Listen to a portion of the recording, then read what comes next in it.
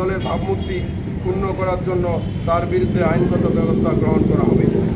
প্রবেশকারী ইমরান দলের নাম ব্যবহার করে পত্রিকায় দলের বিরুদ্ধে মিথ্যা বক্তব্য দেওয়াতে 4/12/2025 তারিখে বিশ্ববিদ্যালয়ের ছাত্রদের ইমরান নামে কোনো নেতা বা কর্মী নেই এই মর্মে একটি প্রেস বিজ্ঞপ্তি দিয়ে তার অবস্থান পরিষ্কার করেছিল।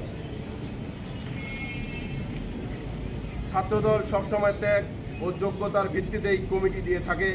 বেগম রোকেয়া বিশ্ববিদ্যালয়ের নবনির্বাচিত শাখা ছাত্রদলের কমিটি তার অন্য দৃষ্টান্ত।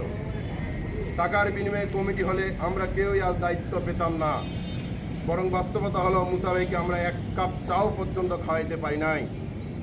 তিনি বরাবরই কেন্দ্রীয় ছাত্রদলের কর্মকাণ্ড পরিচালনা ও বিভিন্ন প্রোগ্রামে সম্পূর্ণ আন্তরিকতার সঙ্গে সহযোগিতা করে আসছেন। বেগম রোকেয়া বিশ্ববিদ্যালয়ের শিক্ষার্থীরা নতুন ত্যাগী তরুণ নেতৃত্ব পেয়ে উচ্ছ্বাসিত। নতুন কমিটির এই জনপ্রিয়তা দেখে বাংলাদেশ বিরোধী শক্তি ঈর্ষান্বিত হয়ে উঠেছে।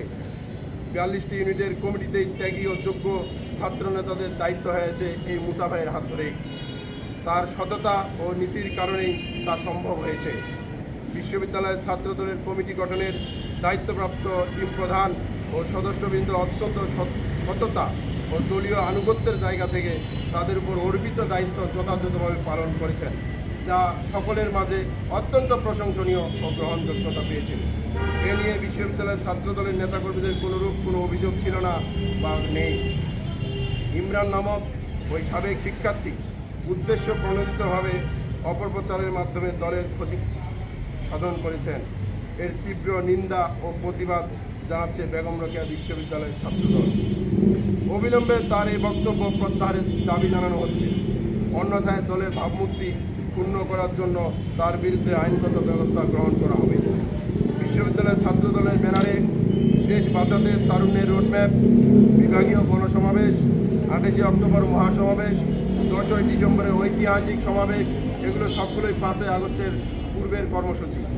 দেশ বাঁচাতে তারেক রহমানের সর্বাত্মক অবরোধ কর্মসূচিতে বিশ্ববিদ্যালয়ের 3টি গেটে তালা দেওয়া সহ সকল আন্দোলন সংগ্রামে বেগম রোকেয়া বিশ্ববিদ্যালয়ের ছাত্রদল বলিষ্ঠ ভূমিকা পালন করেছিল এবং আমরা যারা নবনির্বাচিত নির্ধারিত হয়েছি আমরা অতীতেও প্রোগ্রামগুলোতে উপস্থিত ছিলাম। তারেক রহমান যেভাবে স্বাধীনতার সার্বভৌমত্ব রক্ষা ও শিক্ষার্থীদের কল্যাণ অধিকার আদায়ে সাংগঠনিক পতাকা আমাদের হাতে তুলে দিয়েছেন, আমরা যথাযথভাবে সেই দায়িত্ব পালন করব। আমরা সর্বদাই বদ্ধপরিকর। আমরা শিক্ষার্থীদের পাশে থেকেই তাদের অধিকার ও কল্যাণ এবং বেগম রোকেয়া বিশ্ববিদ্যালয়ের সাফল্য ও দেশের স্বার্থে সর্বদা নিয়োজিত থাকবো ইনশাআল্লাহ।